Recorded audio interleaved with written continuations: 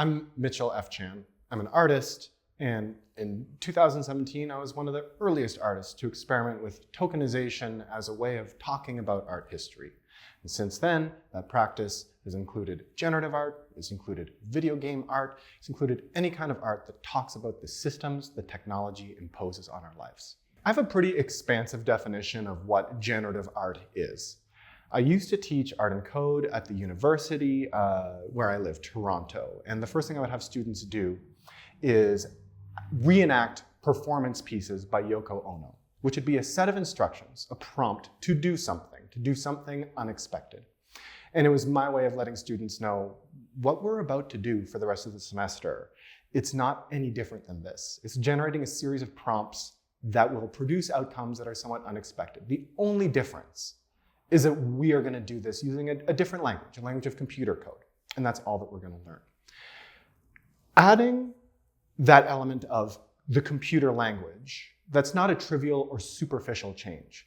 It's actually really important to talk about our world, because we live in a world where a lot of the systems that influence our lives, okay, that exert control over our lives, are also expressed in computer language. And as such, they're easy to hide.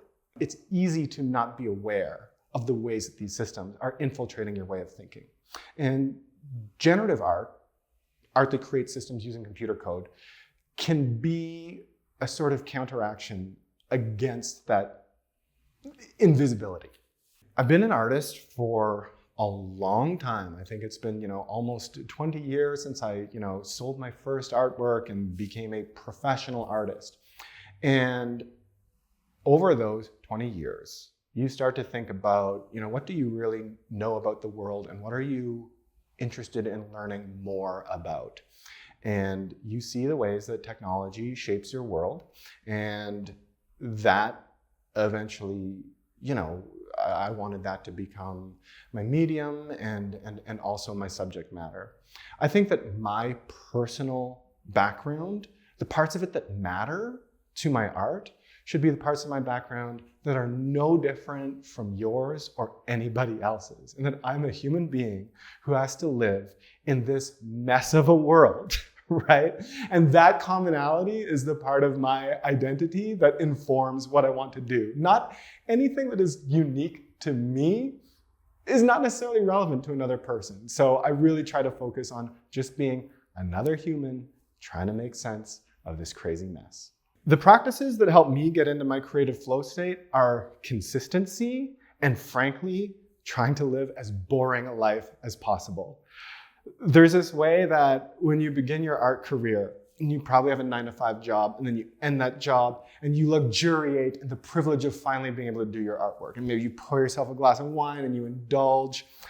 And I think as you move further along in your career and it becomes your main job, right? You have to just standardize your life. And so my process is every morning at 9 a.m., I sit down in my studio at my desk and I go to work. And I work until it's time to pick my kids up from school. And that becomes your life. And having that sort of consistency and just forcing yourself to do it when it's not a luxurious and indulgent thing to do, it's the only way to structure your life if this is something you're going to turn into your whole life. When I begin creating an artwork, the first thing I look for is a system, usually an algorithmic system or like a gamification system that I think is really interesting employed as a game or as like a reward system in some kind of consumer app that I think has artistic potential. Like if you looked at it differently, you might think, oh, this is kind of a metaphor for my life or a metaphor for something else. And then I start trying to rebuild that system. And then I try to put a metaphorical layer over it. So for example, my last big project was really interested in how baseball managers, right, assign statistics to player performance to determine the optimum way to configure a baseball team. And I think that was a story, but that's also the story of my life, right? The way that I'm constantly trying to get better data about how I'm living my life with the expectation that it will somehow make my life more productive and fulfilling. So I start off trying to create this algorithmic system that could be used to process baseball statistics. Then I apply it to processing data about my health, my social life, my social media imprint.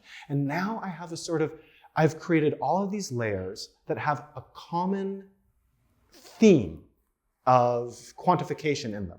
And I've expressed that quantification theme through the same algorithms. Now I start to have an artwork, and now I can start to have fun with it. And that's how it starts.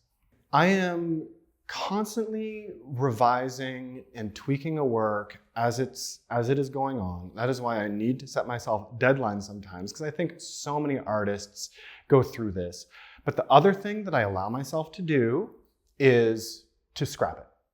I throw out a lot of work, a lot of times after having put like several months of work into it, because there is a danger that you can steer an artwork, you can keep on tweaking what doesn't work, and you steer it so far away from your original goal that it's no longer about the thing that you started to think it was about. Now that's fine, that's actually an exciting process for a lot of artists, but I am always really focused on communicating one idea. Like it always starts with that metaphor of a system that I'm trying to express in my artwork, that if I move too far away from it, the odds are I've betrayed my intention at some point across the way. So it's all about being able to let go for me and start over. And I'm more likely to start over than I am to tweak to a totally different place.